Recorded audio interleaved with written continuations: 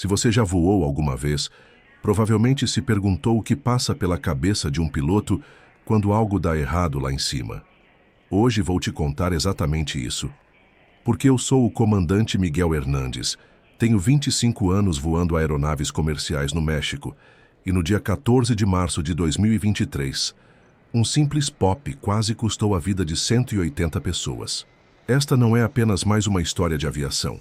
É o relato de como 15 minutos podem determinar se famílias inteiras voltam para casa ou não.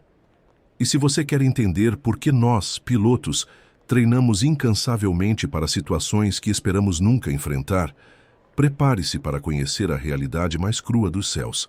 Era uma terça-feira típica no Aeroporto Internacional Benito Juárez, da Cidade do México. O sol nascia tingindo de dourado as montanhas que cercam o vale, e eu estava fazendo minha verificação pré-voo no Gate 32, onde nosso Airbus A320 aguardava para o voo Aeroméxico do 847 com destino a Cancún. Meu nome é Miguel Hernandes, tenho 47 anos, e naquela manhã eu não fazia ideia de que estava prestes a viver os momentos mais intensos da minha carreira. Junto comigo estava o primeiro oficial, Carlos Mendoza, um jovem talentoso de 29 anos, com quem já havia voado várias vezes. Carlos era meticuloso, calmo, e tinha aquela fome de aprender que me lembrava de mim mesmo quando comecei a voar comercialmente. Nossa tripulação de cabine era composta por 4 comissárias experientes: Lupita, a chefe de cabine com seus 15 anos de experiência, Maria Helena, Sofia e Alejandra. O A320 matrícula XA Vol estava impecável. Com apenas 3 anos de uso, tinha aproximadamente 8.500 horas de voo e um histórico de manutenção exemplar. Os 2 motores CFM56-5B eram conhecidos pela confiabilidade, uma das razões pelas quais eu sempre me sentia seguro voando esse modelo. Durante a inspeção externa, Carlos e eu verificamos cada detalhe: pneus, freios, antenas, luzes de navegação, superfícies de controle. Tudo estava perfeito. Enquanto revisávamos o plano de voo na cabine, observei que teríamos 180 passageiros a bordo, uma lotação quase completa para um voo matinal de terça-feira. O peso total da aeronave seria de 73,2 toneladas, bem dentro dos limites operacionais. A rota planejada nos levaria direto sobre o Golfo do México, com tempo de voo estimado em 2 horas e 15 minutos. As condições meteorológicas eram favoráveis, visibilidade ilimitada, ventos calmos e apenas algumas nuvens esparsas sobre a península de Yucatán. Miguel, você viu que vamos ter o senador Ramírez e sua família a bordo? Carlos comentou, folheando a lista de passageiros VIP. Sim, no SEAT 3A. Mais uma razão para que tudo corra perfeitamente hoje, respondi, sem imaginar a ironia dessas palavras. Às 7h45, iniciamos o embarque. Observei pelo interfone interno as famílias subindo a bordo. Casais em lua de mel, executivos com suas maletas, crianças animadas com a viagem para as praias caribenhas. Uma cena cotidiana que se repetia centenas de vezes por dia em aeroportos ao redor do mundo. Mas aquela manhã seria diferente. Carlos concluiu a programação do sistema de navegação enquanto eu revisava os cálculos de performance de decolagem. Com a pista 05L do México MMMX, teríamos que aplicar potência de decolagem de 92% devido ao peso e à densidade do ar a 2.240 metros de altitude da cidade. Os números estavam todos corretos. Torre México, Aeroméxico 2847 pronto para táxi. Transmitia às 8h12. Aeroméxico 2847. Torre México.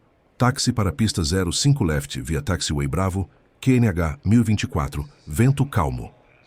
Roger Torre, táxi pista 05 left via Bravo, QNH 1024, Aeroméxico 2847.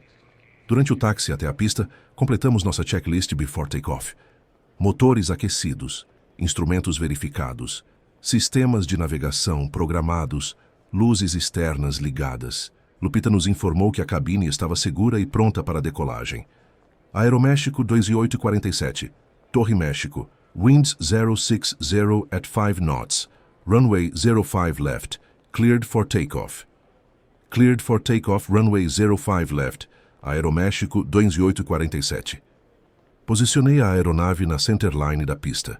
Eram 8h23 quando avancei as manetes de potência. Os CFM-56 responderam com seu rugido característico, empurrando nossos 73 toneladas de aço, alumínio e sonhos humanos pista afora. A aceleração foi suave e precisa. V1 a 145 knots, VR a 150, V2 a 155. V1, Carlos anunciou.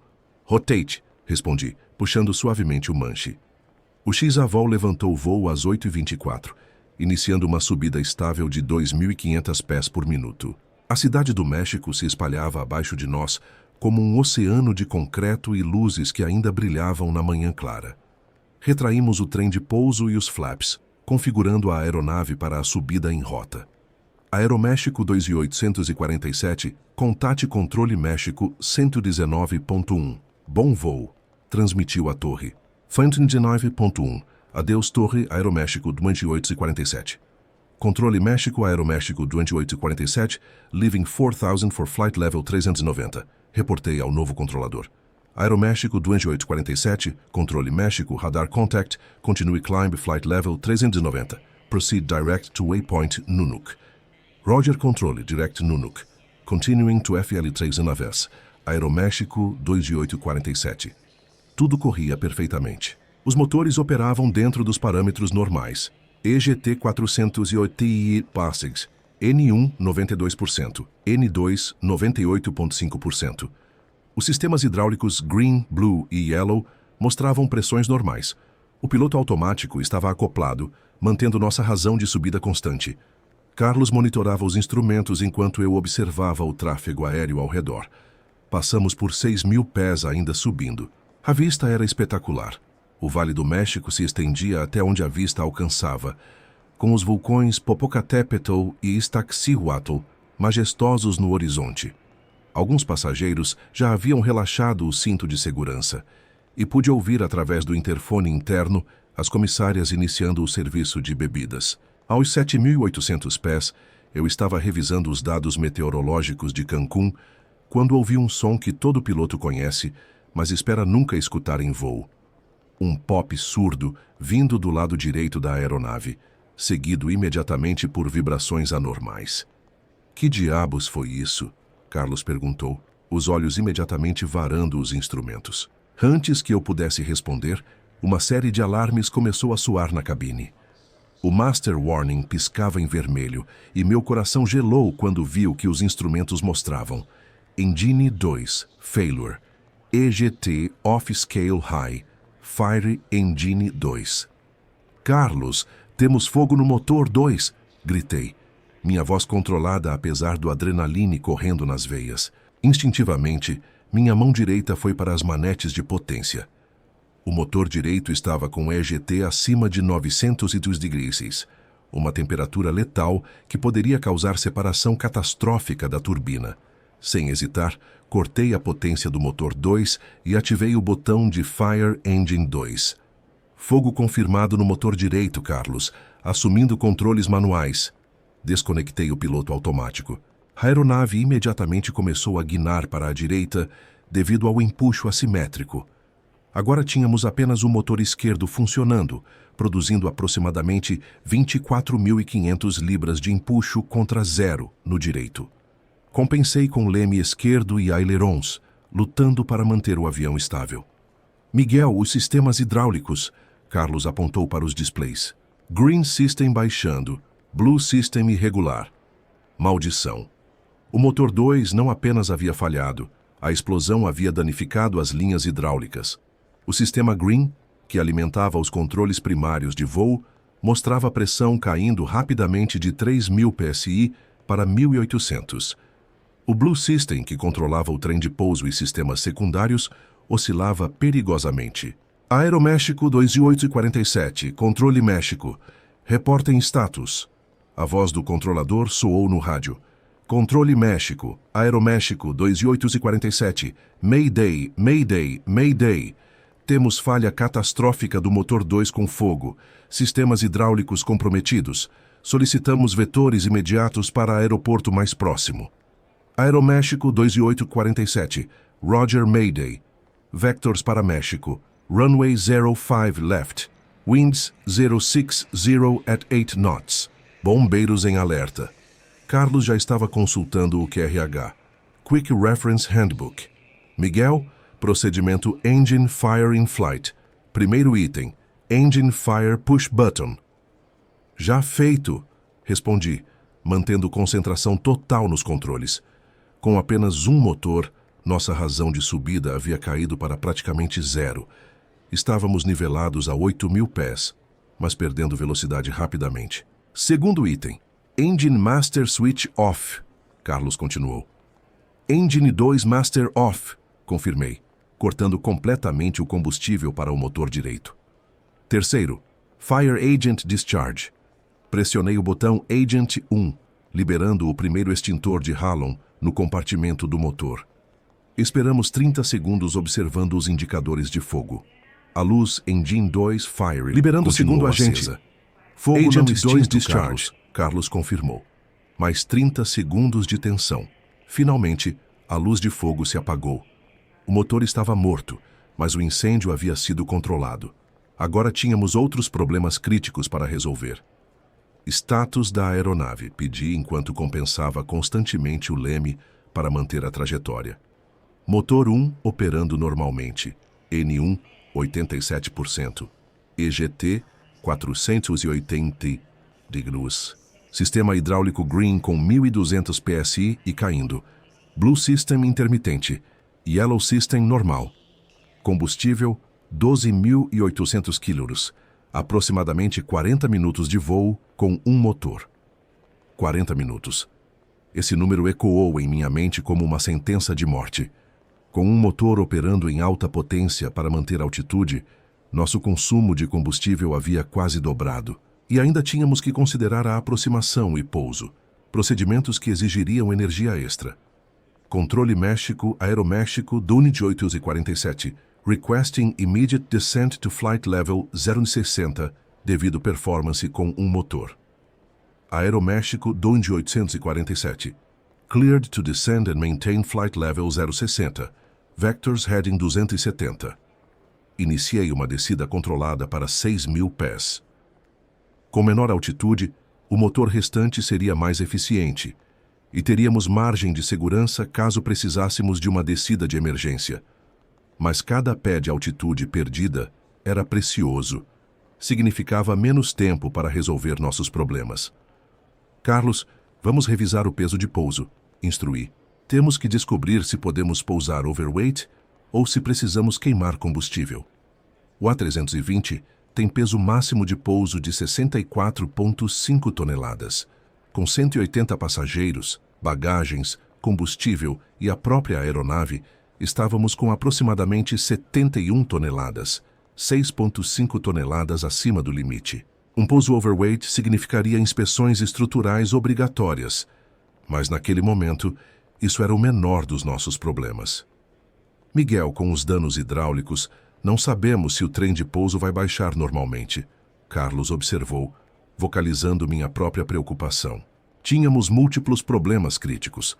Um motor inoperante, sistemas hidráulicos danificados, possível problema de trem de pouso, combustível limitado e 180 almas dependendo de nossas decisões. E tudo isso acontecendo a 300 km/h, a 6.000 pés de altitude. Controle México, Aeroméxico 2847, request immediate clearance direto para ILS Runway 05 Left Approach. Temos aproximadamente 35 minutos de combustível restante. Aeroméxico 2847, Roger. Cleared direct to Mexico VOR. Expect ILS Runway 05 Left Approach. Airport Notam. Runway 05 Right closed for maintenance. Apenas uma pista disponível. Em condições normais, isso não seria problema. Mas com uma aeronave danificada, sistemas comprometidos e combustível limitado, cada opção que perdíamos aumentava nossa pressão. Carlos, vamos começar o briefing para a aproximação de emergência. Single Engine ILS Runway 05L. Enquanto Carlos preparava os dados da aproximação, ativei o interfone para a cabine de passageiros. Era hora de informar os 180 passageiros sobre nossa situação. E essa talvez fosse a comunicação mais difícil da minha carreira. Senhoras e senhores, aqui fala o comandante Hernandes. Tivemos uma falha mecânica no motor direito da aeronave e, por precaução, estamos retornando ao Aeroporto Internacional do México. Nossa prioridade absoluta é a segurança de todos a bordo. As comissárias vão orientá-los sobre os procedimentos de segurança. Peço que permaneçam calmos e sigam todas as instruções da tripulação. Através do interfone interno, ouvi Lupita assumindo o controle da situação na cabine. Sua voz firme e profissional tranquilizou até mesmo a mim. Passageiros, vamos revisar as posições de emergência. Localizem a saída de emergência mais próxima. Pode estar atrás de vocês. Miguel, temos um problema adicional. Carlos interrompeu meus pensamentos, apontando para o sistema hidráulico Green. Pressão agora em 800 psi e continuando a cair. Se perdermos completamente o Green System... Não precisei terminar a frase. O sistema hidráulico Green controlava os ailerons, leme de direção e spoilers. Sem ele, teríamos controle apenas através dos sistemas Blue e Yellow, que operavam superfícies de controle secundárias. A aeronave ainda seria controlável, mas exigiria força física considerável e técnicas de pilotagem que eu não praticava desde meu treinamento em simulador há 2 anos. Status dos sistemas de emergência, solicitei. RATI, Ram Air Turbine operacional. Se perdermos todos os sistemas hidráulicos, o RAT pode ser deployado para gerar energia elétrica e pressão hidráulica mínima. A Ram Air Turbine, uma pequena hélice que se projeta da fuselagem da aeronave para gerar energia em emergências. Era nosso último recurso caso todos os sistemas falhassem. Mas operar um A320 apenas com energia do RAT era algo que até mesmo pilotos de teste evitavam fazer. Aeroméxico 2847. Controle México. Be advised. Temos reportes de debris na área da sua falha de motor. Outros pilotos reportaram observar partes caindo ao solo aproximadamente 15 milhas southwest do aeroporto. Debris. Pedaços do nosso motor espalhados por 15 milhas quadradas. Isso confirmava meus piores temores. Não havia sido uma simples falha de motor, mas uma desintegração explosiva. Compressor stall, blade separation, ou pior ainda, uncontained engine failure. Qualquer uma dessas possibilidades poderia ter causado danos estruturais à aeronave que ainda não havíamos descoberto. Carlos, vamos fazer uma verificação completa dos sistemas. Preciso saber exatamente o que temos disponível para o pouso. Durante os próximos 5 minutos, revisamos metodicamente cada sistema da aeronave. O motor 1 continuava operando normalmente, mas com potência elevada para compensar a perda do motor 2. Nossa margem de segurança era mínima. Sistema hidráulico Green agora em 400 psi e caindo. Blue System intermitente, Yellow normal. Sistemas elétricos operacionais através do gerador do motor 1. Combustível, 31 minutos restantes. Controle México, Aeroméxico 2847, Request Vectors para Final Approach, ILS Runway 05 Left. Declaramos Fuel Emergency. Estimamos 30 minutos de combustível restante. Aeroméxico 2847, Roger Fuel Emergency. Turn left heading 090. Descend and maintain 4,000 feet. Vector is for ILS Runway 05 Left. Airport Emergency Services em posição. A descida para 4.000 pés foi mais desafiadora do que antecipei. Com apenas um motor, tinha que gerenciar cuidadosamente a energia da aeronave. Muito pouca potência resultaria em perda de altitude excessiva. Muita potência aumentaria nosso consumo de combustível já crítico. Era um equilíbrio delicado que exigia toda a minha experiência e concentração. Miguel, sistema hidráulico Green agora em 200 psi, Carlos reportou. Estamos perdendo o controle primário. Imediatamente senti a diferença nos controles. O manche estava mais pesado, exigindo mais força para manter a aeronave estável. Os ailerons respondiam mais lentamente, e o leme de direção parecia menos efetivo. Era como dirigir um carro com direção hidráulica que acabou de falhar. Ainda funcionava, mas exigia muito mais esforço. Vamos configurar para a aproximação, decidi. Mesmo com sistemas comprometidos, precisamos tentar um pouso normal. Carlos, baixe o trem de pouso. Gear down, Carlos confirmou, movendo a alavanca do trem de pouso para a posição down. Esperamos os 3 green lights que indicariam trem baixado e travado. Apenas 2 luzes verdes apareceram, main gear direito e esquerdo. A luz do nose gear permaneceu vermelha. Trem de nariz não confirmado travado, Carlos reportou, sua voz controlada, mas tensa. Controle México, Aeroméxico 2847, temos indicação de nose gear unsafe. Request low pass na pista para inspeção visual. Aeroméxico 2847, Roger, cleared for low pass runway 05 left, altitude 500 feet. Torre confirm aircraft configuration visually. Low pass, voar baixo sobre a pista para que a torre de controle pudesse inspecionar visualmente nosso trem de pouso. Era um procedimento padrão, mas consumiria combustível precioso, que talvez não tivéssemos para uma segunda tentativa. Configurei a aeronave para a aproximação. Flaps 15, velocidade 180 knots, potência ajustada para manter a razão de descida. O motor único rugiu com potência elevada e pude sentir as vibrações aumentadas devido ao empuxo assimétrico. Aeroméxico 2847, aligned na final for low pass runway 05 left. Gear appears down but cannot confirm nose gear lock from this angle. Suggest go around e tentem procedimento manual de trem de pouso. Roger Torre going around. Aeroméxico 2847. Apliquei potência total no motor 1 e iniciei o go around. A aeronave respondeu lentamente, subindo com dificuldade com apenas um motor operando em potência máxima. Retraí os flaps gradualmente para reduzir o arrasto, mas mantive o trem de pouso baixado. Não podia arriscar retraí-lo e não conseguir baixá-lo novamente. Carlos, procedimento de emergência para nose gear manual extension. Solicitei. Carlos abriu o QRH na seção de emergências de trem de pouso. Manual gear extension. Primeiro passo. Nose gear manual release handle. Pull and hold por 10 segundos. A alavanca de liberação manual do trem de nariz ficava no console central, protegida por uma capa vermelha. Puxei a capa e acionei a alavanca. Pude sentir um clunk mecânico quando o sistema manual liberou o trem de nariz. Nose gear green light, Carlos anunciou aliviado. Finalmente uma boa notícia.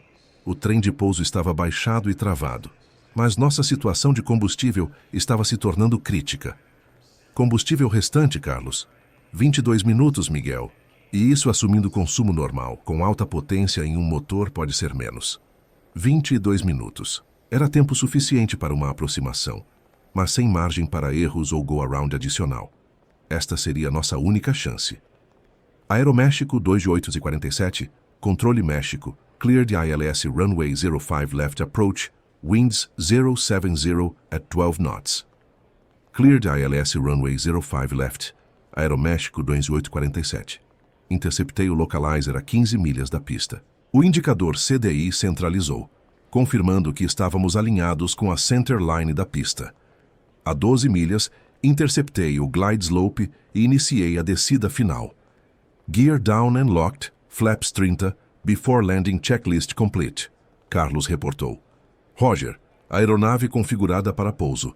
A aproximação single engine exigia técnica especial. Com apenas o motor esquerdo funcionando, a aeronave tendia a guinar para a direita. Compensei com leme esquerdo constante e ailerons para manter as asas niveladas. A velocidade de aproximação era critical, muito lenta e correríamos o risco de stall, muito rápida, e consumiríamos mais pista na aterrissagem. Stable approach checks. Altitude, velocidade, configuração, alinhamento. Verifiquei em voz alta. All stable, Miguel. Combustível 18 minutos. A pista 05L apareceu à frente. Uma faixa de concreto de 4.000 metros que representava nossa salvação. As luzes de aproximação piscavam em sequência, guiando-nos para o touchdown point. Nos últimos 500 pés, podia ver os caminhões de bombeiros posicionados nas laterais da pista, suas luzes vermelhas e azuis criando um espetáculo que preferiria não estar presenciando. Minimums, Carlos anunciou aos 200 pés. Runway in sight continuing, respondi. Os últimos 100 pés pareceram eternos. Controlei cuidadosamente a potência do motor único, ajustando constantemente para manter a razão de descida ideal. A aeronave vibrava mais do que o normal devido aos danos hidráulicos e ao empuxo assimétrico. 50 feet, 30, 20, 10. Cortei a potência e arredondei para o touchdown. O trem principal tocou a pista com um impacto mais forte que o normal, resultado do peso excessivo da aeronave e da aproximação single engine, mas estávamos no solo. Thrust reversers, gritei, mas imediatamente lembrei que apenas o motor 1 tinha reverso disponível. Carlos ativou o reverso do motor esquerdo enquanto eu aplicava máxima frenagem. A aeronave desacelerou assimetricamente, exigindo correções constantes de leme para manter a direção na centerline da pista. Velocidade 100 knots, 80, 60, 40. Finalmente paramos a aproximadamente 2.800 metros do início da pista. Havia conseguido parar a aeronave dentro do comprimento disponível, mas com pouca margem de segurança. Engines idle, parking brake set, anunciei, minha voz revelando o alívio que sentia. Aeroméxico 2847, Torre México, bem-vindos de volta. Emergency Services approaching para inspeção da aeronave. Roger Torre, Aeroméxico 2847, seguro na pista, 180 souls on board, nenhum ferido reportado. Ativei o interfone para os passageiros. Senhoras e senhores, aqui fala o comandante Hernandes. Pousamos com segurança no Aeroporto Internacional do México. Peço que permaneçam sentados enquanto os serviços de emergência inspecionam a aeronave. Obrigado pela confiança e colaboração durante esta situação de emergência. O silêncio na cabine foi quebrado por aplausos. 180 pessoas celebrando o fato de estar vivas. Através das janelas da cabine, podia ver os caminhões de bombeiros cercando nossa aeronave. Suas mangueiras prontas caso detectassem qualquer sinal de fogo ou vazamento. Carlos, shutdown checklist, por favor. Parking brake, set. Engine 1, shutdown. APU, start. Electrical power. APU Genes fuel pumps, off. O chief dos bombeiros subiu até a cabine de comando. Comandante, detectamos vazamento hidráulico sob a aeronave e alguns danos estruturais menores na nacelle do motor 2. Nada que comprometa a segurança imediata, mas vamos precisar inspecionar antes de liberar os passageiros. Quanto tempo para a inspeção? Aproximadamente 20 minutos. Depois disso podem usar as escadas normais para desembarque. 20 minutos para processar o que havia acontecido. 20 minutos para compreender que 15 minutos de decisões críticas haviam salvado 180 vidas. Olhei para Carlos, que ainda estava revisando os sistemas da aeronave com a meticulosidade que o caracterizava. Carlos, que aprendizado você tira dessa experiência? Perguntei. Ele ficou pensativo por alguns momentos, antes de responder. Que todo o treinamento que fazemos, todas aquelas horas em simulador que às vezes pareciam repetitivas, hoje salvaram vidas, e que a experiência não substitui o conhecimento técnico, mas a combinação dos dois é o que faz a diferença. Tinha razão. Durante aqueles 15 minutos críticos, cada decisão foi baseada em anos de treinamento, milhares de horas de voo e procedimentos praticados centenas de vezes. A muscle memory, que desenvolvemos através do treinamento recorrente, havia funcionado quando mais precisávamos. Lupita entrou na cabine com um sorriso cansado, mas aliviado. Comandante, os passageiros estão calmos e querem agradecer pelo profissionalismo da tripulação. Muitos perguntaram se podem saber detalhes do que aconteceu. Diga que forneceremos um briefing completo após a inspeção da aeronave. E Lupita, excelente trabalho mantendo a calma na cabine.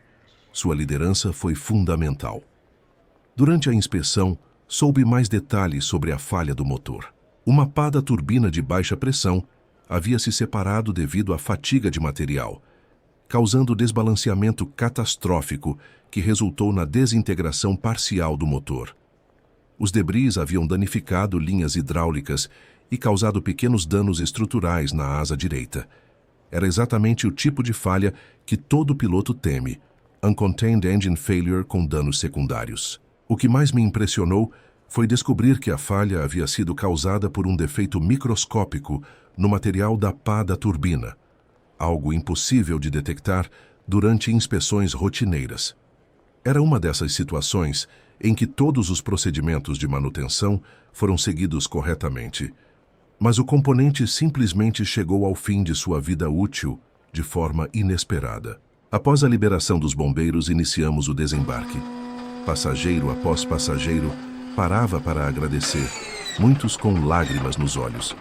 Uma senhora idosa segurou minha mão e disse: "Comandante, meu neto está me esperando em Cancún para comemorar meu 8º aniversário. Obrigada por me permitir chegar até ele." O senador Ramírez, que havia viajado com sua família, comentou: "Comandante Hernandes, em 30 anos de vida política, raramente vi profissionalismo e competência técnica do nível que presenciei hoje. Minha família e eu estaremos eternamente gratos." Mas o comentário que mais me marcou veio de uma menina de aproximadamente 8 anos, que viajava com os pais. "Senhor piloto, quando eu crescer, quero ser como você, alguém que cuida das pessoas quando elas estão com medo." Depois que todos os passageiros desembarcaram, Carlos e eu permanecemos na cabine completando os relatórios de ocorrência. Era necessário documentar cada detalhe do que havia acontecido para as investigações posteriores da autoridade aeronáutica e do fabricante da aeronave. "Miguel, você acha que fizemos tudo certo?" Carlos perguntou. "Carlos, em emergências como essa, não existe perfeito. Existem decisões baseadas nas informações disponíveis no momento, executadas com o melhor de nossa capacidade técnica. Trouxemos 180 pessoas de volta para suas famílias. Isso é o que importa." Naquela tarde participei do debriefing com o Chief Pilot da Aeroméxico e investigadores da Autoridade Aeronáutica. Revisamos cada momento da emergência, cada decisão tomada, cada procedimento executado. O consenso foi que a tripulação havia reagido adequadamente dentro dos protocolos estabelecidos e que o resultado positivo foi consequência de treinamento adequado e execução profissional. Mas o que mais me orgulhava não eram os elogios técnicos, era saber que 180 famílias ainda estavam completas, que crianças ainda tinham seus pais, que pais ainda tinham seus filhos, que cônjuges ainda podiam se abraçar ao final do dia. 3 dias depois, recebi uma ligação do Chief Engineer da Airbus em Toulouse, França. Queriam entrevistar nossa tripulação sobre a experiência com a falha do motor, especificamente sobre como os sistemas de emergência da aeronave haviam performado. Nossa experiência seria usada para melhorar treinamentos e possivelmente refinar procedimentos de emergência. "Comandante Hernandes", disse o engenheiro, "casos como o seu são raros, mas extremamente valiosos para nossa compreensão de como aeronaves e tripulações interagem durante emergências reais. Suas ações e decisões vão contribuir para a segurança de futuros voos ao redor do mundo." Era gratificante saber que nossa experiência traumática poderia ajudar outros pilotos e passageiros no futuro. A aviação civil evoluiu através de lições aprendidas, muitas vezes de forma dolorosa, e nossa contribuição poderia fazer parte dessa evolução. Carlos foi promovido a comandante 6 meses depois desse incidente. Durante sua cerimônia de graduação, ele mencionou que aqueles 15 minutos de emergência haviam sido mais valiosos para sua formação como piloto do que anos de voo em condições normais. "Aprendi que ser piloto não é apenas sobre voar aeronaves", disse Carlos em seu discurso. "É sobre ser responsável por vidas humanas, sobre tomar decisões críticas sob pressão extrema, sobre transformar anos de treinamento teórico em ações que salvam vidas." Lupita, nossa chefe de cabine, também foi reconhecida pela companhia aérea por sua liderança durante a emergência. Sua capacidade de manter 180 passageiros calmos e cooperativos havia sido fundamental para o sucesso da operação. Hoje, 2 anos depois daquele incidente, continuo voando para a Aeroméxico. Tenho agora mais de 28 anos de experiência e aproximadamente 18.000 horas de voo. Mas aqueles 15 minutos em março de 2023 permanecem como os mais significativos da minha carreira. Cada vez que faço o pre-flight de uma aeronave, lembro-me de que aqueles sistemas que verifico meticulosamente podem ser a diferença entre vida e morte. Cada procedimento de emergência que pratico em simulador pode ser executado em uma situação real onde não há margem para erro. O que mais me marca dessa experiência é a responsabilidade que nós, pilotos, carregamos. Quando 180 pessoas entram em uma aeronave, elas estão literalmente confiando suas vidas em nossa competência técnica, nossa capacidade de julgamento e nossa habilidade de manter a calma em situações extremas. Muitas pessoas me perguntam se senti medo durante aqueles 15 minutos. A resposta honesta é que não tive tempo para sentir medo. Estava completamente focado em resolver problemas, executar procedimentos e tomar decisões. O medo veio depois, quando me dei conta de quão próximos estivemos de uma tragédia. Mas também veio um sentimento de profundo orgulho profissional. Orgulho por ter sido capaz de usar décadas de treinamento e experiência quando mais importava. Orgulho por fazer parte de uma comunidade de aviação que prioriza a segurança acima de qualquer outro fator. Orgulho por ter contribuído para que 180 histórias tivessem um final feliz. A aviação comercial moderna é estatisticamente o meio de transporte mais seguro que existe. Mas essa segurança não é acidental. É resultado de sistemas redundantes, treinamento rigoroso, manutenção meticulosa e profissionais dedicados a fazer seu trabalho da melhor forma possível, dia após dia.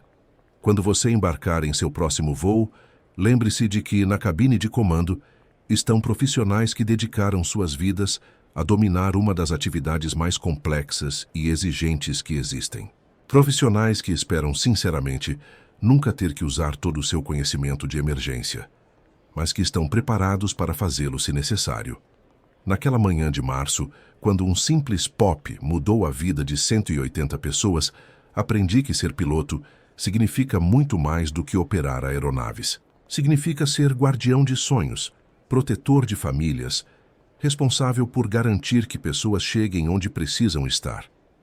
E em um mundo onde tantas coisas estão fora de nosso controle, há algo profundamente satisfatório em saber que, quando importa, quando vidas dependem de nossas decisões, nós, pilotos, estamos preparados para estar à altura da responsabilidade que nos foi confiada. Porque, no final das contas, não voamos aeronaves.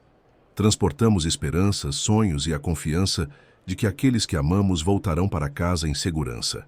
Se você está ouvindo esta história e planeja viajar de avião, quero que saiba que do outro lado da porta da cabine estão profissionais como eu, Carlos, Lupita e milhares de outros ao redor do mundo, dedicados a uma única missão: garantir que sua viagem seja não apenas confortável, mas principalmente segura.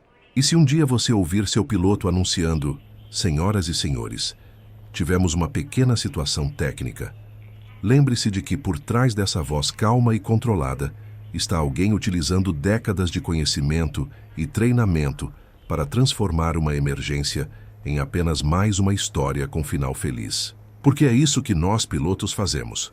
Transformamos momentos de terror em histórias de superação. Aplicamos ciência e técnica para vencer as adversidades da natureza e garantimos que a magia de voar continue sendo uma experiência segura para milhões de pessoas ao redor do mundo. Se você gostou dessa história real dos céus mexicanos, se ela te fez refletir sobre a complexidade e responsabilidade da aviação comercial, inscreva-se no Caixa Preta para não perder os próximos relatos de pilotos que, como eu, escolheram compartilhar as experiências que nos formaram como profissionais e como pessoas. Compartilhe este relato com alguém que você conhece que trabalha na aviação, ou que simplesmente aprecia histórias de superação humana. E deixe nos comentários: qual aspecto desta emergência você gostaria de entender melhor? Seus comentários nos ajudam a preparar os próximos episódios do Caixa Preta, sempre com histórias reais, sempre com o compromisso de mostrar a aviação como ela realmente é, uma combinação fascinante de tecnologia avançada e competência humana.